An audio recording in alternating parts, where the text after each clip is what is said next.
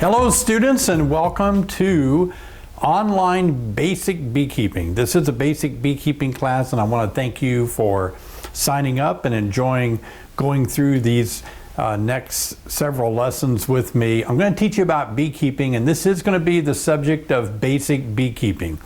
So we're not going to talk about real advanced stuff. We're not going to get into queen rearing. We're not going to get into, things like chemicals, medication. We'll just maybe touch very briefly on those things. But we do have other online classes for the advanced beekeeper, overwintering your colony, spring management, and we'll go a little deeper into queen rearing, and we'll go a little deeper into all those subjects. But this is for basic beekeeping. This is for the individual that is maybe thinking about going into beekeeping, or maybe you are going to do it and you're going to start in the spring of next year, whenever you're watching this. Or maybe you've kept bees for a year or two and you are so tired of your bees that are just dying every year and you're not sure, what am I doing wrong? And you've never taken a class and you decided to go ahead, learn some basic beekeeping skills and knowledge, get a handle on it. So this is going to be really good for you, and I'm looking forward to being your teacher, your coach, for the next however many weeks that you choose to go through this material. The neat thing about an online course like this is that if I was teaching a class, and I do teach classes almost every weekend, while I'm teaching, I'm interrupted. I shouldn't use that word, but you know what I mean. People will say, I have a question, and that prolongs the class. So by having these videos where I can just simply talk to you uninterrupted like this, I really do think we can get more concise teaching, to be respectful of the time that you're dedicating to go through this material.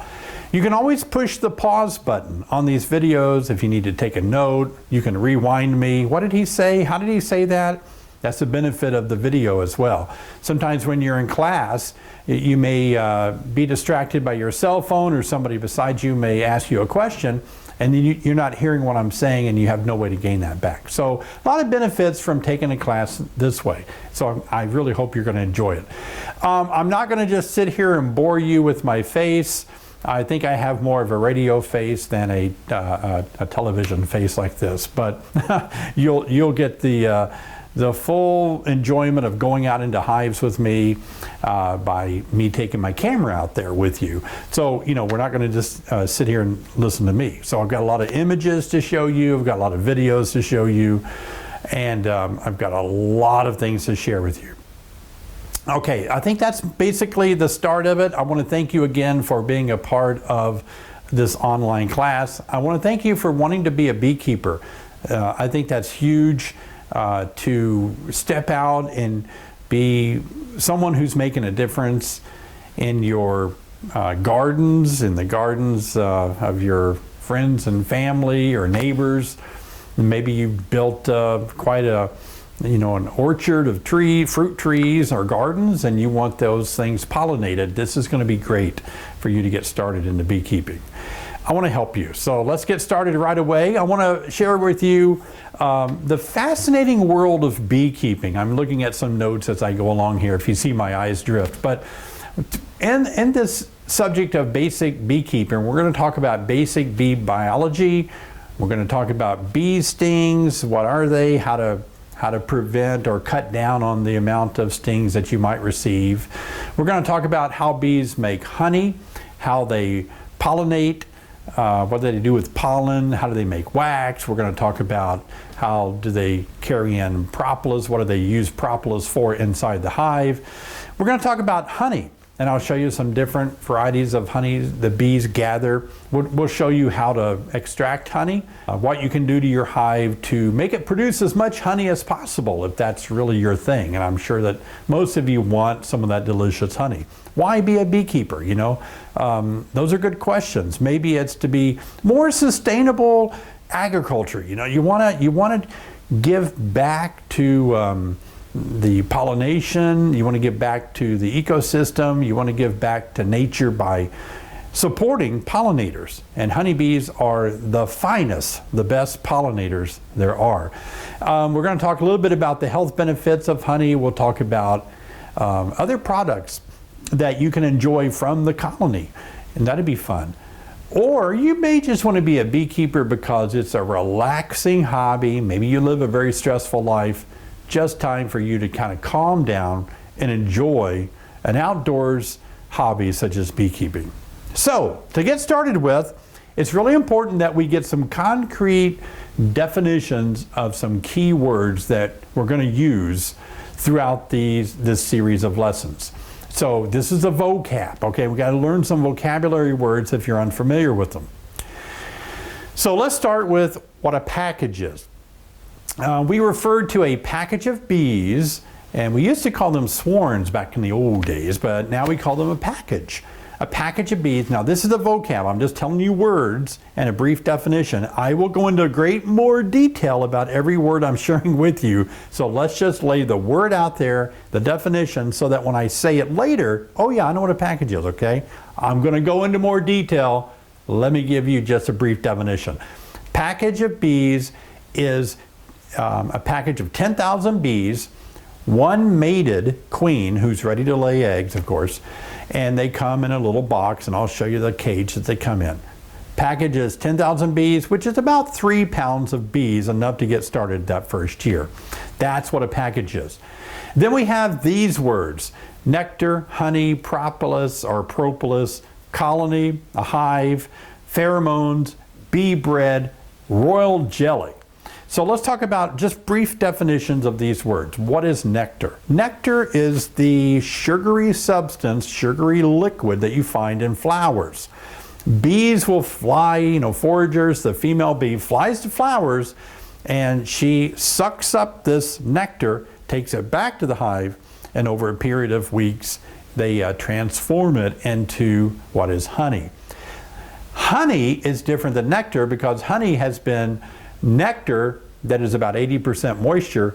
Honey is nectar dried down to about 18% moisture. So it's very thick, a lot sweeter, and so the bees have to dry their nectar before it is honey. So there is a difference between nectar and honey. Then we have propolis, a very sticky substance that comes from tree resins and flowers, and the bees go out and gather up this sticky substance. They bring it back to the colony. They use it as kind of like glue to glue things together to smooth things over. But more importantly, I'll talk in detail about this coming up. But they use it as it's antiviral, it's antibacterial. It's part of their immune system as they coat the inside of their hive with this propolis. So we'll talk more about that. You can say propolis and you're fine, or you can say propolis. A colony is the whole amount of bees as a single organism. So a colony consists of 40 to up to 80,000 bees. Most of those are worker bees. 200 to 2,000 of them are the male bee that does nothing but reproduce with queens. And then you have one queen.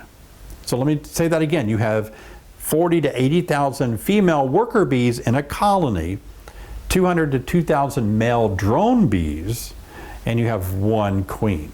That is a colony. Now you may have heard the word hive and a beehive. There's a hive. How many hives do you have? Technically, a hive is just the woodenware, the white boxes.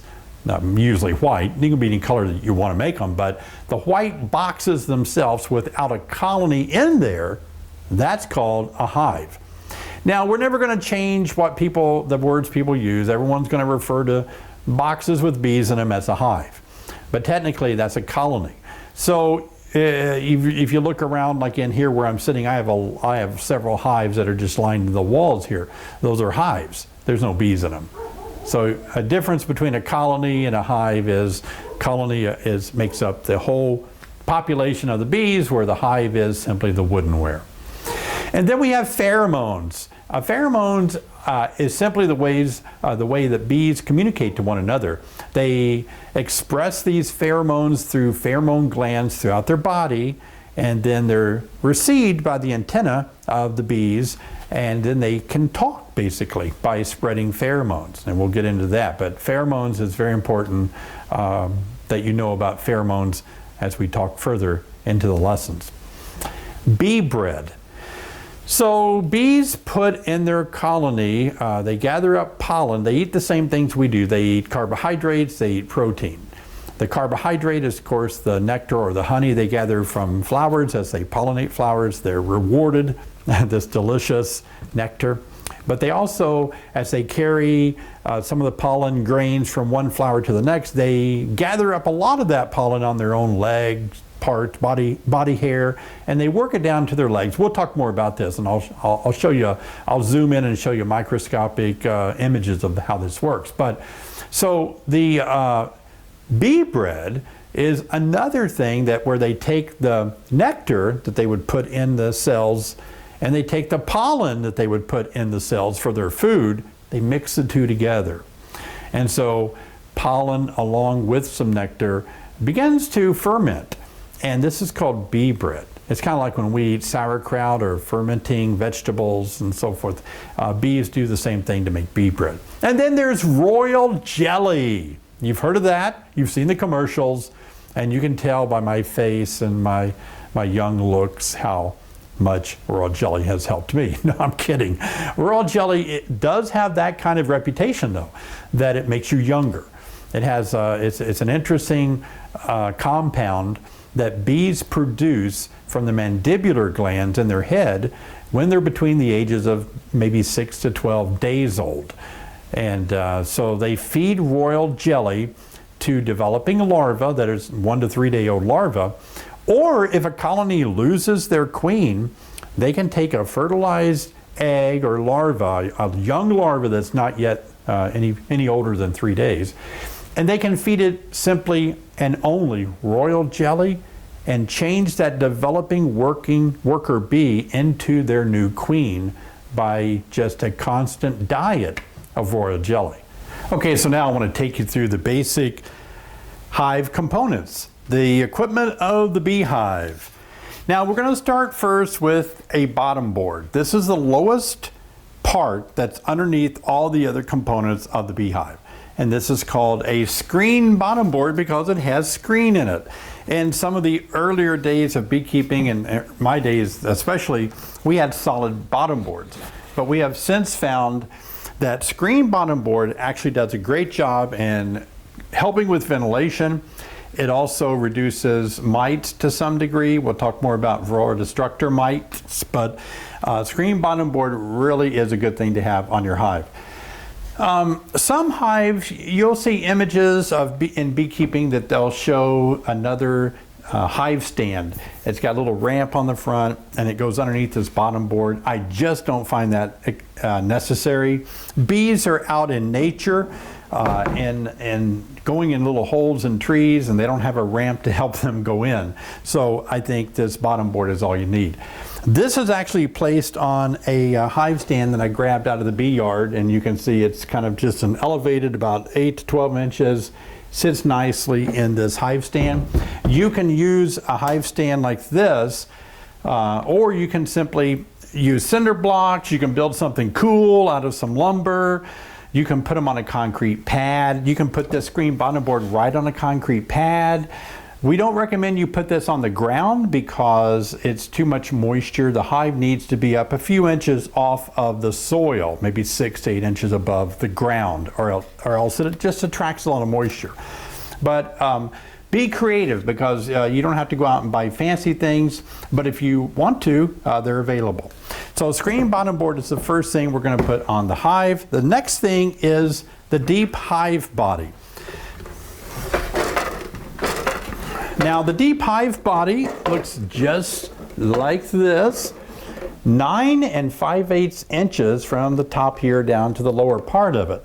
And we call it the deep hive body because it is made up of the deepest of all the boxes. This is where the bees are going to live for you. Depending on where you live, if you're in the deep south, you probably can get by with only one of these as the brood area for your colony. However, most colonies get large enough where you do need 2 of these, especially in the north. You need 2 of these to make it through a winter. So here's the first one, a deep hive body, made up of frames. Now, some people call these trays. They don't know what to call these, but these are actually beekeeping frames. Now, these frames, as you can see, they're made, we like to make ours out of wood frames, and we use a beeswax coated plastic wood, food grade quality foundation in the middle. So this foundation can kind of pop in and out. This is what it looks like before the bees actually draw any comb out. It's just a thin piece of foundation, the size that bees want to draw this out, 5 point something. And so this is what's inside of these frames, that the bees will take the wax that is on this frame and actually draw it out further. When they draw it out further, it looks like this. Now don't freak out over the color. This is just a real dark pollen. I'm just showing you what the wax looks like. This is very cold. I just took it out of the freezer. I keep it in there for storage. But you can see how it's no longer a real thin foundation, because the bees have added their wax to it and drawn it out, and they've added this dark pollen in there. And that's what it looks like when bees start to draw it out. I use this in demonstrations in my classes, so I've done a little bit of damage here and there by pushing on the brittle comb.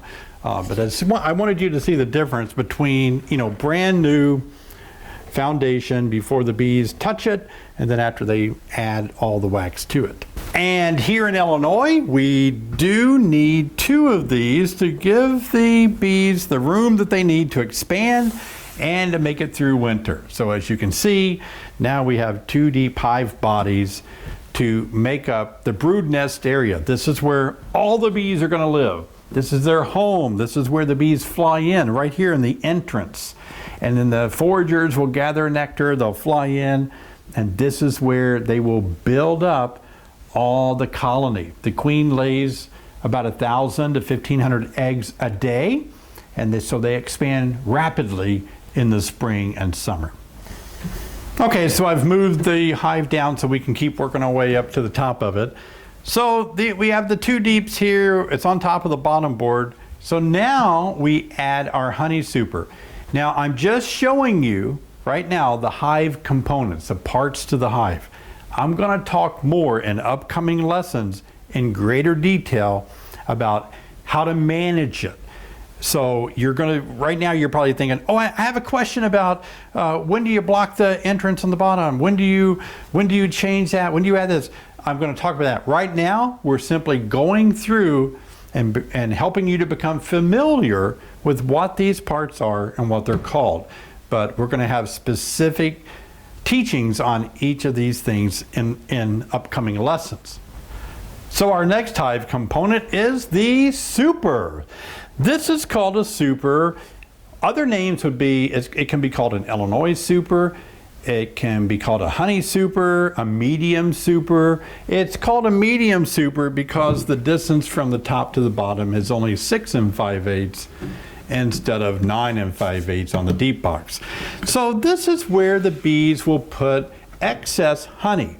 When they're adding the honey to the colony for food support, they're going to put it in the 2 deep boxes. We never touch that honey down there. That's for the bees, that's for the colony. This is where the honey, the excess honey goes that we harvest. And they put it in frames like this. And again, it looks just like a deep frame, only it's a lot shorter, but it's the same kind of foundation. The bees are simply going to add their wax to this foundation and what we call draw it out. And when they do draw it out, it looks just like this. I just pulled this out of my freezer. Look at that. This is the frame of honey. There's no brood. It's just simply nectar that they have dried down and turned into beautiful honey. Look at that. That's awesome, isn't it? So just compare though. I want you to see the difference. You put a brand new frame in like this. and they make the wax from their wax glands. We'll talk about that coming up. And when they add it, it looks just like that. Okay, so this is the honey super. These are the honey frames, and there's 10 of these. Certainly, if you some people, if you've done a little research, you'll hear people say you can take one of these out. Now you have 9, and you can space them out so that the bees can actually draw out the wax wider on 9 of them as they might not do on 10 of those.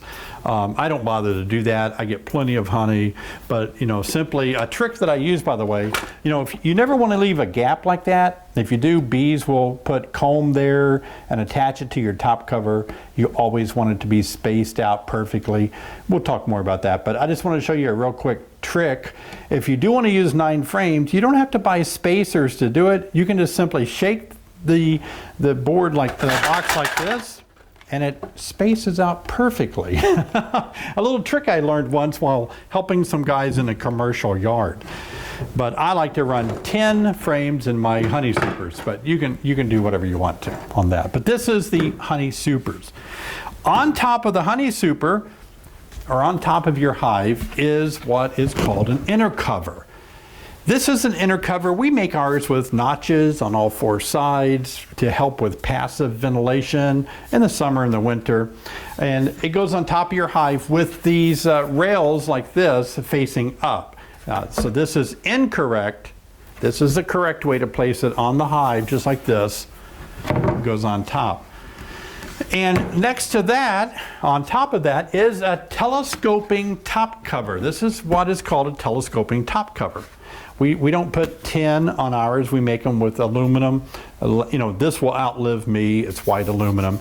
It looks pretty, but these are telescoping because we use that word because it telescopes over. It goes over the colony, hangs down around the edges, and it keeps the weather off the colony from getting inside the colony by telescoping over it. Not all colonies or hives are built that way. Some are built with flat tops on them, and some of the moisture does get down in there. But this is a telescoping top cover. So basically, we've gone through the equipment. I'm going to show you a few more components, but we've gone through the bottom board, the 2 deep hive bodies, the frames in each of those. And we've gone through the honey super, the medium honey super here, the inner cover, and the top cover. So let's talk a little bit more about more of the components of the hive. Okay, so let's talk a little bit more about different components of the hive. You're probably familiar with this component, and this is called a hive tool. Now, this hive tool that you're looking at here is the traditional hive tool. It's tempered steel. This is painted. It lasts forever. A little place here to pull nails out. You got your scraper, and this part is used to pry. Now, you use hive tools in order to separate boxes. Like in this case, you would pound that in there, and since bees glue their boxes together with their propolis, this allows you to open up your colony using the hive tool. Pretty common hive tool. Well, recently more hive tools come on to the market that are kind of cool. This is called a J hook because it looks like the letter J on that hook part of it here. So this is a J hook, and I really like the J hook. It's my preferred hive tool right now. So this is a simple hive tool. It's based on the same design as our old traditional hive tool, nail pullers, scrapers, and pry, but it allows you to get the frames out a little bit easier with this J hook. So hive tools. Well, not only do you need a hive tool, but what is this? You need a smoker, right? Smoking is important. When you're working a colony, the smoke actually calms the colony.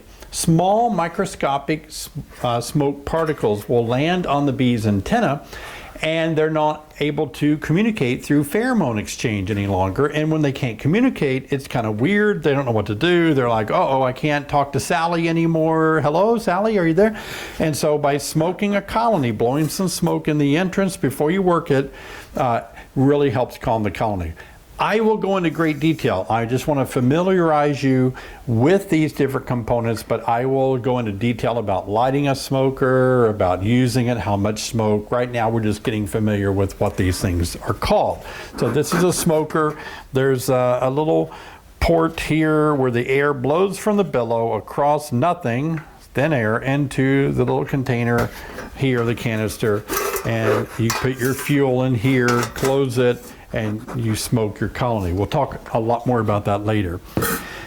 We also have, just going to tell you what these things are. These are important. We have small hive beetle. It's a pest that we have to trap, and so this is just keep it in the back of your mind. This is called a small hive beetle trap, a beetle trap that you put in between frames. I'll demonstrate that later. Just want you to know what these are called, so when you see it later, you'll know, right? Okay, we have gloves. Beekeepers may want to wear gloves, and you may not. It depends on your level of comfort when working a hive. I don't wear gloves when I work my beehive, but I always wear a hat and a veil. My wife never wears a hat and veil, but she always wears gloves. I always wear a hat and a veil. This is my favorite hat and veil right here. I love this one so much. This is not mine. I just pulled this off the shelf. But mine looks almost identical to this. Sorry if I'm scratching my microphone. I'm not intending to make noise to frustrate you, but this is really a neat hat and veil. These straps go around underneath your arm, and it's really comfortable for me. I'll get a little closer where you can see me in just a second here.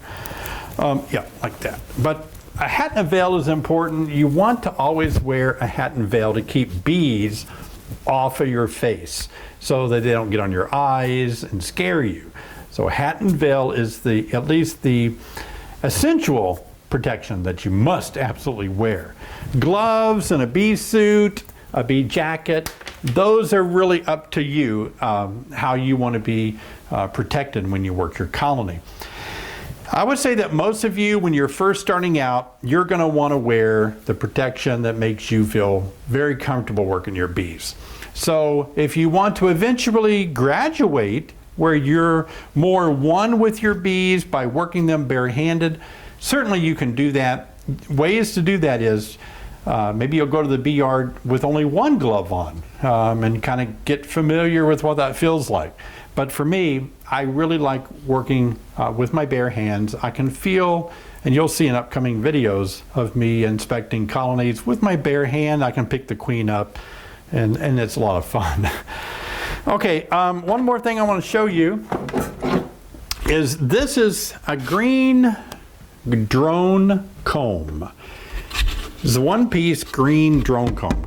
Gonna talk about this in upcoming lessons, but I want you to get familiar with what it's called. It's the color green, just simply green, so you can find it when you open up your hive, not confuse it with the other wooden frames.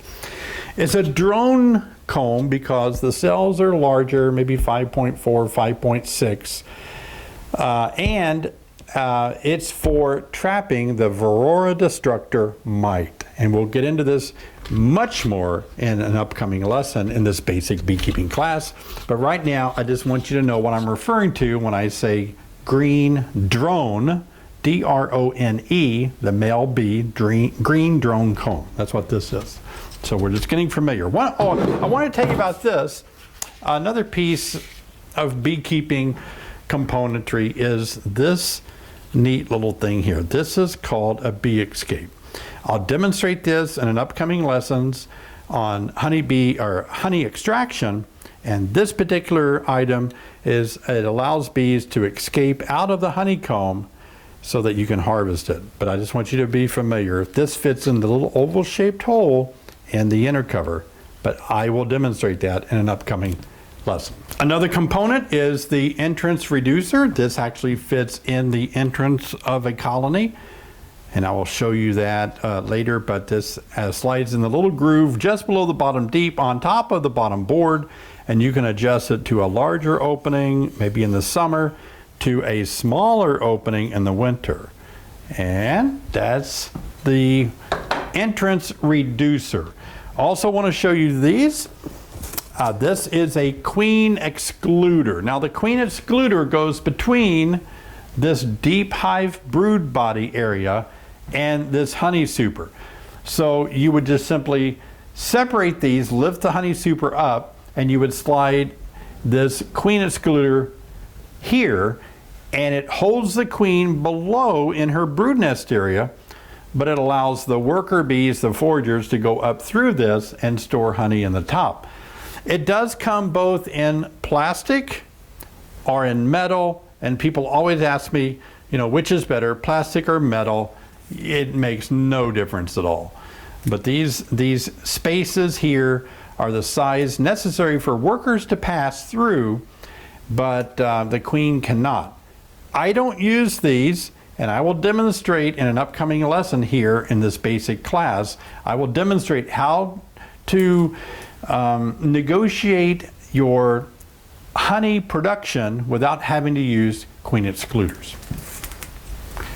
Okay, students, so we've gotten through the hive components, and now we're going to move on to talk about honeybees. Exciting world of honeybees. There are two castes of honeybees. Now, most people will say there are three castes. They say there's the queen, the drone, and the worker. But scientifically, there's only two castes, the male and the female.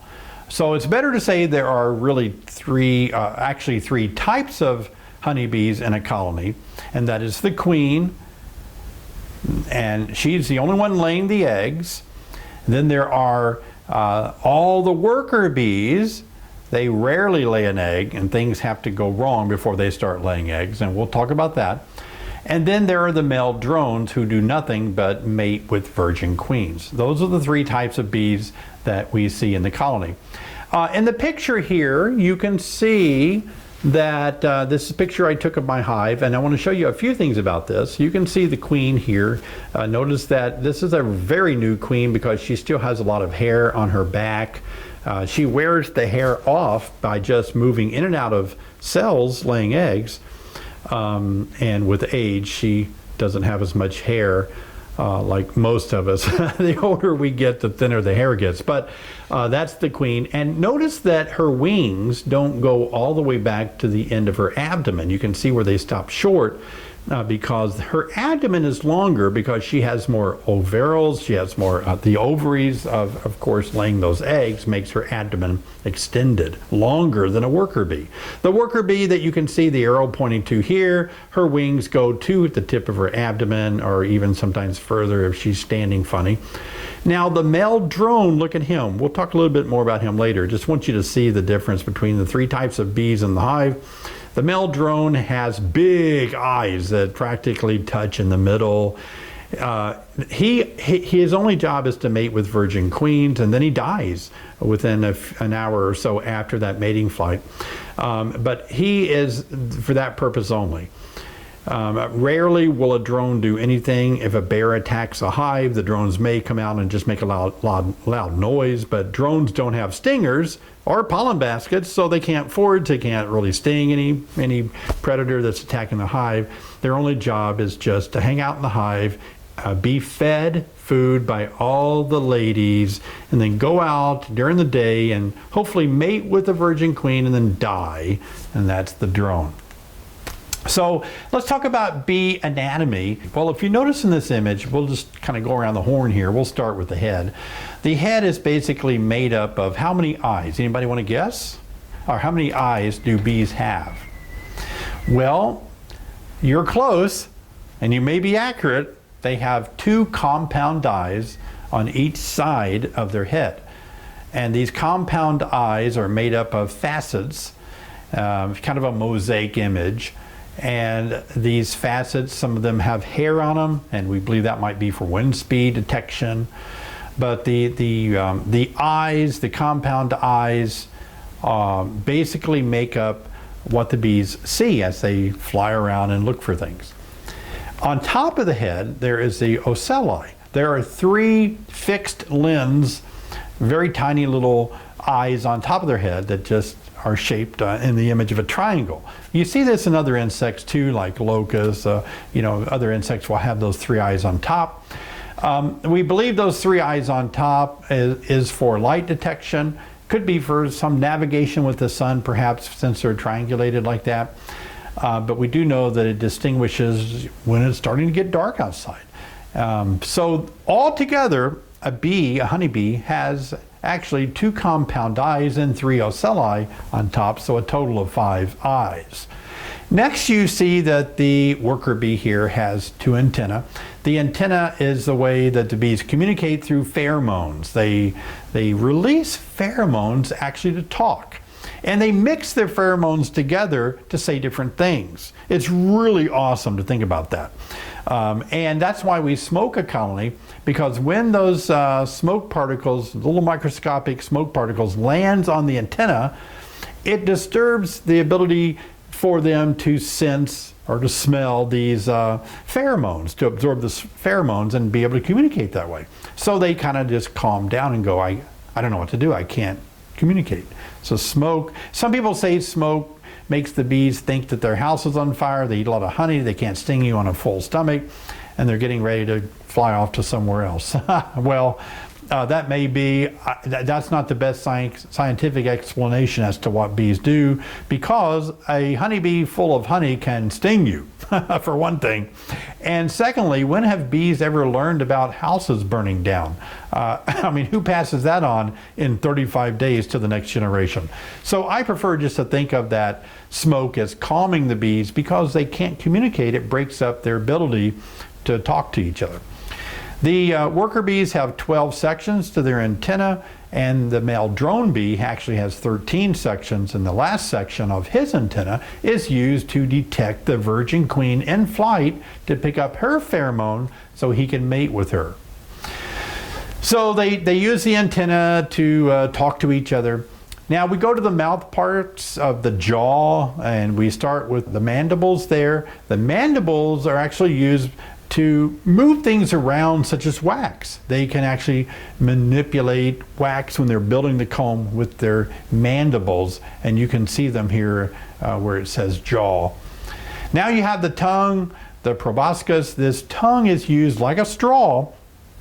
It can actually be shaped by the bees to go into a flower and actually suck up the nectar from that flower and all the way back, and is stored in their honey tank to take it back to the colony. So we have the head, the compound eyes, the antenna, the jaw, and the tongue. Now let's move to the thorax. Honeybees have three body parts: the head, thorax, and the abdomen. You think of ants, ants have three parts: the head, the thorax, the abdomen as well. But a termite, if you're ever trying to figure out the difference between a flying ant and a flying termite, termites only have the two body parts of the head and the abdomen. So honeybees have the three parts: head, thorax, and the abdomen. The thorax contains the thoracic muscles that operates the wings and the legs. And of course, the esophagus, the first breathing tube is located there. The spiracles, the breathing tubes are called spiracles. It's located there on the thorax as well. But the thorax is the kind of the center part of the bee that just contains the muscles that the bees use to operate their legs and their wings. Now let's talk about the legs while we're on that subject. Remember I told you how the antenna will get small microscopic smoke particles on it? What's the bee to do when that happens? Guess what?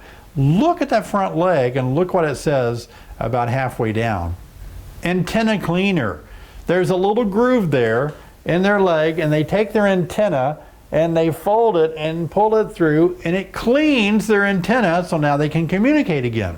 That's why when you're working a colony, you may want to smoke it after 10 or 15 minutes again, because they've cleaned their antenna and they're saying, hey, what's going on? Our lid's not on top of our hive anymore. So you smoke them again. The antenna cleaner. The front leg basically just contains that. The middle leg doesn't really have much on it that performs tasks, other than they do use it to gather up pollen off of their back and move the pollen toward the back leg, which you can see here has the pollen press or the pollen basket. They kind of press pollen with some nectar on there, and they can store it on their back leg as they fly back to the colony to give it as protein, as food to their colony. Well, we have the wings. There's actually two wings on each side. These wings can lock together to form a more flat surface as one wing, or they can be unhooked and these two separate wings on one side can operate sort of independently. So they can operate like a big jet or like a little helicopter with lots of blades. Bees are awesome flyers. So a total of 4 wings, 2 on each side, that lock and unlock. We have the abdomen, and the abdomen is made up of as you can see in the image, these little dots represent spiracles. These are breathing tubes. Bees don't have lungs like we do, where we breathe lots of air. They have to have air because they're made up of cells. They have to be oxygenated. But it's more of a muscular response that kind of pushes the air in and out, not so much breathing like we do. But they do need to have those spherical tubes, those breathing tubes open to have air. That's why you don't want to wrap up your colony if you get a new package. Some people just put cellophane all around that new package and it overheats and the bees can't breathe and they die. So bees need a little bit of air, not as much as you. This is a rather large one. So this will help you see kind of what I'm talking about. You know, you have the wings, you have the antenna here, and this is the proboscis, the tongue, and then you have, this is the thoracic muscle here, and then what I want to take you through here now is actually this honey crop. This is a honey tank. So the bee actually sucks up the nectar into and stores it all the way in this honey crop. And then when she gets back, she can actually press it or control it like a bladder and actually push it back out and pass it on to other bees that's going to store it in the cells and dry it down to make honey. Now, some people say gross, bees are throwing up and vomiting, and are we eating bee vomit? No, we're not. Our digestive system is entirely different than a honeybee. So this is a very pure way of gathering nectar and taking it back to the colony. In fact, there's a lot of antibodies in here that's in the nectar, in the honey for a few weeks, even as it's in the cell, to control any kind of bacteria. So this is actually a very pure way to keep these honey tanks really clean. This is a gut of the bee, and we'll talk more about it. And then we finally come to the stinger right here. This is it's not poison, it's called venom. Poison is something that men manufacture. Venom is something that we find in such as this honeybee. This is the venom sac. The stinger comes out here, and this is the way that the workers can defend themselves. Again, the queen does have a stinger, the workers have a stinger, but the drones do not have stingers. Queens do not lose their stinger because it's not as barbed. It doesn't stick so much. It's more like a wasp than what you would see in a worker bee. But this is basically the honeybee. And you can see, I was telling you about the little antenna cleaner here. You can kind of get a good view of this. Some people, when I show this model of this bee, you can see the eyes too, they're always asking me, there's one of the ocelli, people always ask me, where in the world did you get this? And actually I have no idea. So no reason to ask me, because I don't know where to send you to get this.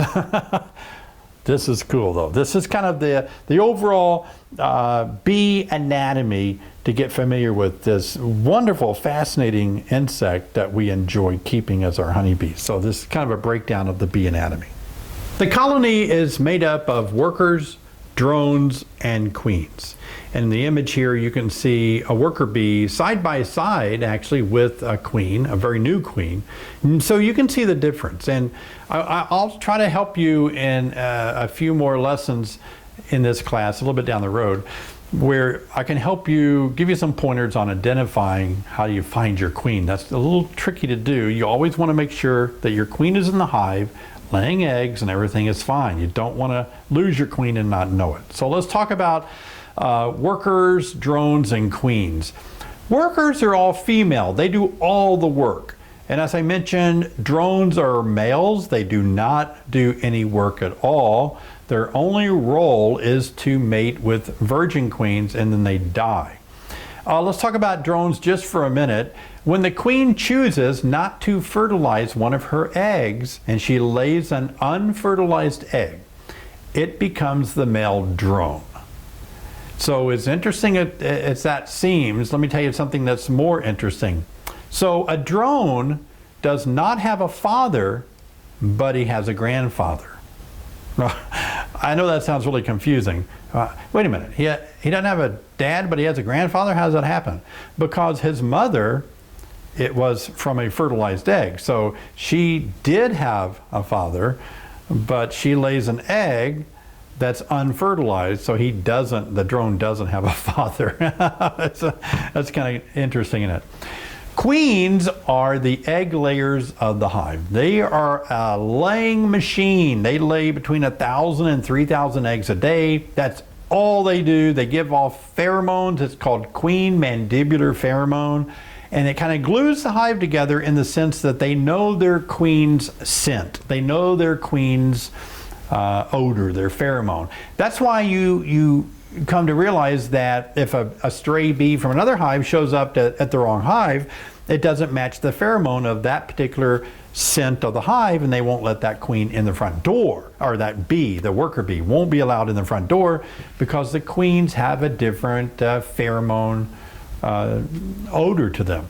And so occasionally you may get a stray bee that is lost, that is homeless, and it will come and negotiate. Can I come in, please? I'm lost. I'm not going to steal anything. I don't have any place to go. So that does happen, drifting and so forth. But for the most part, bees keep to their own hive. Even when they're inches apart, they'll fly back only to their hive, to the queen, the scent of their queen. So let's talk about worker bees.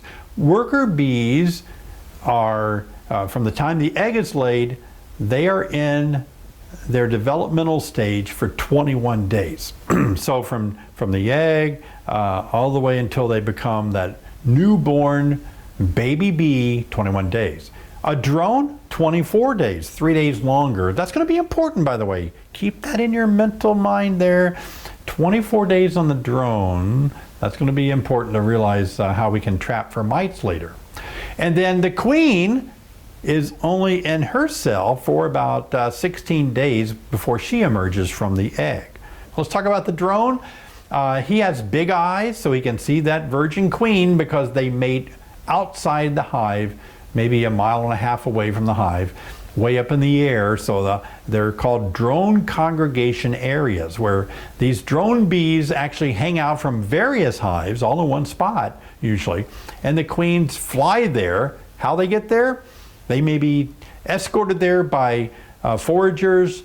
We're not real clear on that because the queen isn't familiar with flying her surroundings, but she knows exactly how to go to a drone congregation area and mate with over 20 drones.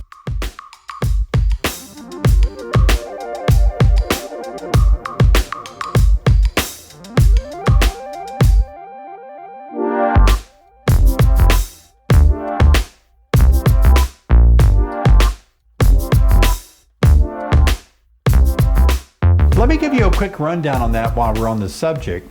What happens is, let's say a colony loses their queen and they quickly have to raise another queen. So they go to a one-day-old larva, they start feeding it only royal jelly, they keep feeding it royal jelly, they begin to draw a wax cell that's now going to be a queen cell, and it's going to be drawn out from the side and hang down in a vertical position where the other worker cells just simply are horizontal at an 18-degree angle. But this new queen will emerge in 16 days, and she's a virgin. She's not mated. She will fly out in a few days after she kind of gets, stretched out and familiar with life. She will fly out of her hive and quickly fly to get away from her brothers, fly maybe 1.5 miles away to a drone congregation area where drones are hanging out from who knows what hives. It is gene diversity. And she will actually fly up into this big cloud of drones, male bees, and they will begin to mate with her. A mating episode takes about 2 to 3 seconds per drone, and then another drone mates, and another drone mates. So it's the insect world, and this is how they have genetic diversity. She will mate with over 20 drones and in just a minute or two, and she will gather up sperm from all of these drones in an organ in her abdomen called the spermatheca. The spermatheca is a round ball, and it absorbs sperm and be completely filled with sperm from a variety of drones. She flies back to the colony, and she has the mating sign from the last drone, which is his male genitalia, still attached to her abdomen, and they celebrate. Oh, our virgin queen is mated. Now their future, it looks good, because without the queen laying eggs, it's a bad future. They celebrate. It takes maybe a day or two or a week for her to fully start laying eggs, because the way that her body is designed, she just can't lay immediately. But once she's mated like that, she never leaves the hive to mate again. She will store the sperm in her body, in that spermatheca organ, her entire life. So she'll never go out and take another mating flight. That's it. Now, she will leave again, we'll talk about this later, if the colony gets so large that they have to form a new colony. Half of them will leave with the old queen, fly away, and find a new home, and the remaining half will stay there, raise a new queen. That queen will fly out, take a mating flight, come back, and be the new mom. It's great, isn't it? Oh, I thought you'd enjoy hearing how all that works. So anyway, let's talk about the drones. Back to the drone. There he is. You can see him. He doesn't have a stinger. He just has the male parts necessary to reproduce with virgin queens, and then he dies right after that. Stocky eyes, stocky body. He's kind of a big guy. He's loud. While they're mating, he flies for both of them, right? So how romantic is that? He has one extra section on his antenna to sniff out that queen, and that is the drone bee. A lot of people, when I show them in a hive, they're looking for the queen. They see the drone because he looks bigger, and they think, oh, there's the queen. But it's the drone. What I do sometimes too, I pick the drone up and I put him in my mouth. I pick him up by his wings and put him in my mouth and shut my mouth, and then I open my mouth and he flies out. And people are like, whoa, how did you do that? Okay, so I'm gonna take this drone. Is that a drone? And I'm gonna put it in my mouth, and then I'm gonna let it go. And here we go.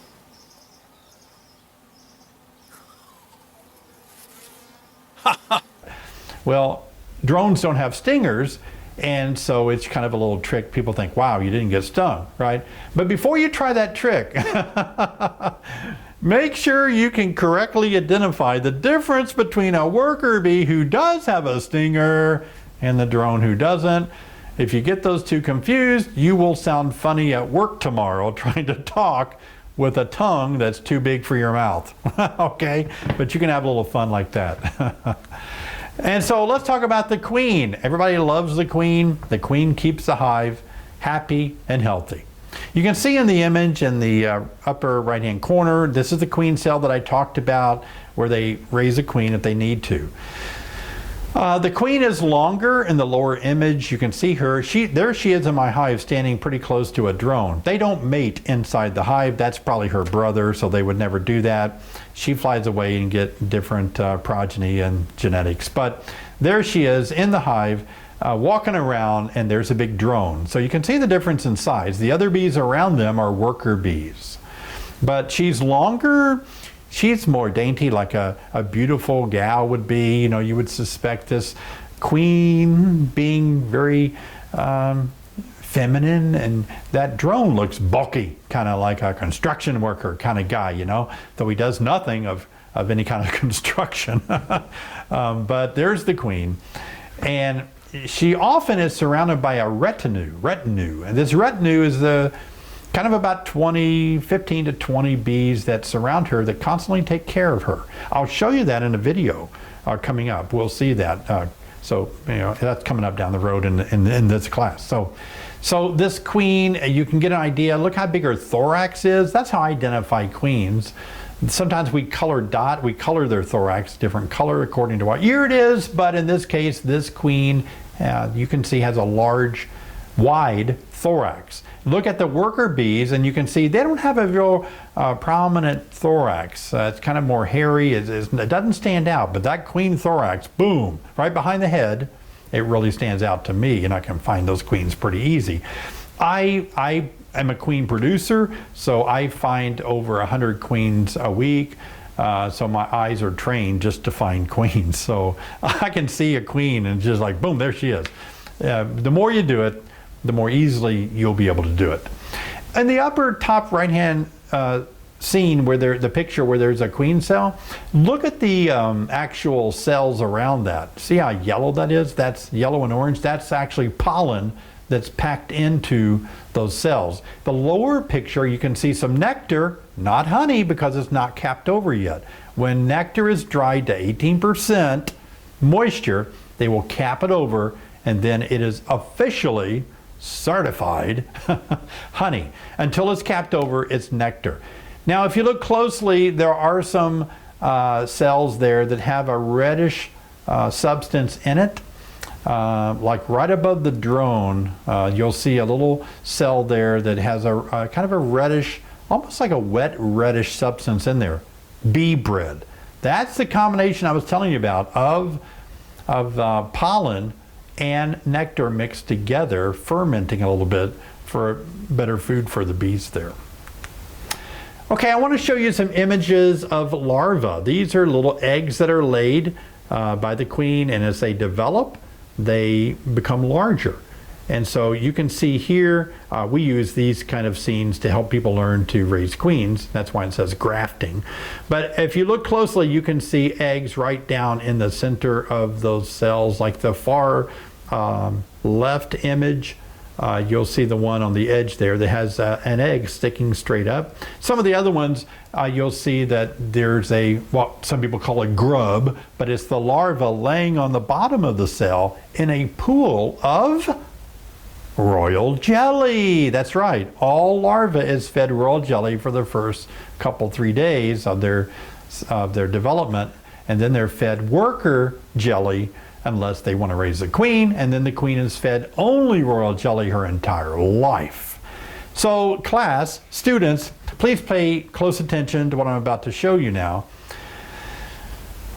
When an egg is laid, it stands straight up in the hive like this, and you will see those in the images that I'm showing you.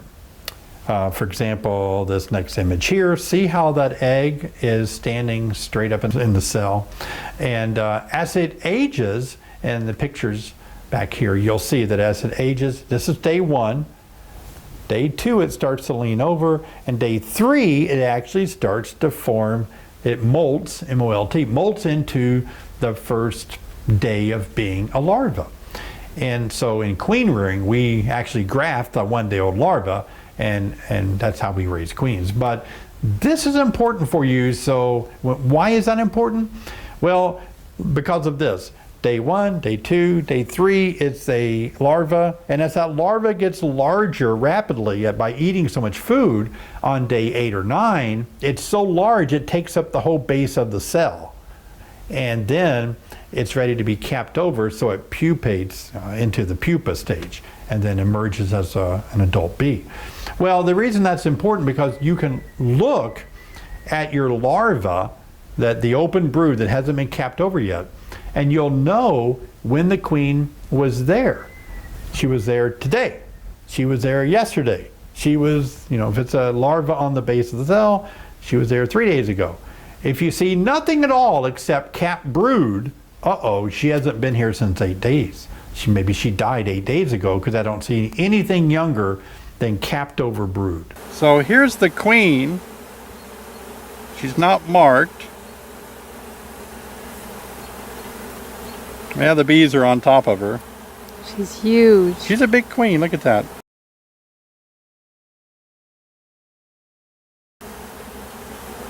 And that's her brood that she's laid here, you can see. So that's why it's important to know these different stages. So learn that, put that into your mind. But again, here are some images I want to show you of the egg. You can see how small the egg is. You need to be able to look into a frame, a brood frame, to see if you see eggs.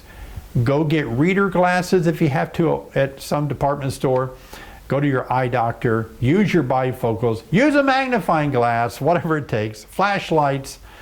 You've got to be able to look in there and see what kind of brood you have to make sure every 2 weeks inspect and make sure you see that the queen is laying eggs. You don't have to find the queen every 2 weeks, right? As long as you see evidence of eggs 1 day old, she was there. So don't waste the time looking for her. If you see she's laying eggs, then you've done your inspection. We zoom in more closely now. This is what an egg looks like. Starting to bend a little bit, so this is probably day 1.5. Now, honeybees are age progression workers. Let me tell you how this breaks down. When they first emerge from their cells on day 1 and 2, they begin to clean cells and they keep the brood warm. They're kind of going around household duties. When they get to be 3 to 5 days old, they begin feeding older larvae. So they're carrying nectar, honey, some pollen, and bee bread, and placing it down into the cells of older larvae. Now, when they're between the ages of 6 to 11 days old, that's when they begin to feed young larvae, because at that time in their life, they have developed maturity in their mandibular glands to produce royal jelly. The royal jelly then excretion is what they feed to the very young larvae. So they do things based on the age that they are and what they're producing at that time. Now, when they get between the ages of 12 to 17 days old, their wax glands right below their abdomen begin to develop, and it begins to produce wax. The bees have to consume maybe 10 pounds of nectar in order to produce 1 pound of wax. That's why, students, when you first get your new colony, you may not get honey the first year because the bees are going out and getting that nectar, but they're using it to make wax, to build out the frames that I showed you. The foundation isn't drawn out. They consume the nectar, the honey, and then they make the wax necessary to build out the comb.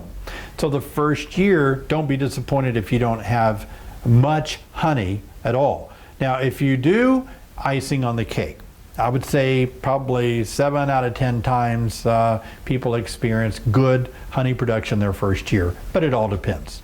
Second year of your hive, they've got their comb built, so now when they're gathering up the nectar, bringing it back in, they don't have to build as much or hardly any wax. They can store it, you'll have more honey. Makes sense, right?